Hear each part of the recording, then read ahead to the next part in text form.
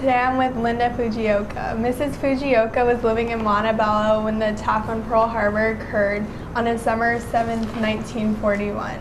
Today we are at her house in Montebello, just a little bit away from where the Tuna Canyon detention station was located in the San Fernando Valley in California. My father-in-law had invented this car, developed this car, and he was going to take it to Japan to manufacture it in Japan. The car was destroyed in the 1921 or 22 earthquake in Japan. Their equipment was right there at the port of Yokohama. And so my father-in-law, since he was a graduate of Polytech, which is now Caltech, and an engineer, he stayed on to help the government for about 2 years. And because he stayed on, of course, the emperor and prince, I think at that time was prince or something, they gave him all kind of things, and of course he got all this publicity because he was helping them.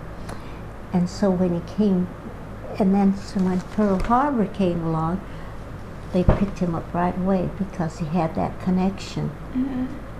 Why do you think he got arrested and was sent to Tuna Canyon? Because of his ties with the community and of course Japan. If you had just the slightest touch with Japan, I think they took you that day, Pearl Harbor Day.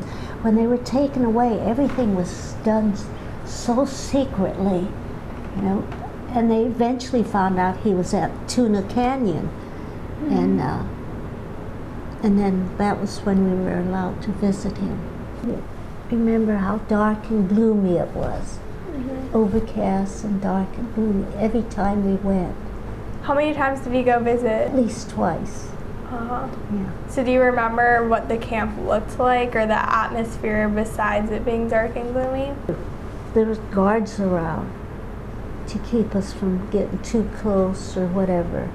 I remember they had rifles at that time, and it was kind of scary. It wasn't like going into a room and visiting. It was just that you could see them.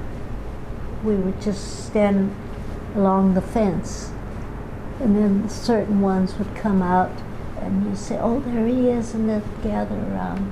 My son was 18 or so. Well, he was in high school. And my mother-in-law, we lived a few doors away, my mother-in-law called me and says, "Send the boys over. Papa has a knife, and he's in the corner." And he had developed Alzheimer's, and all this, I think, was coming back. And he was saying, "Don't talk to anyone, don't talk to him, don't say anything, because they'll beat you, they'll beat you up."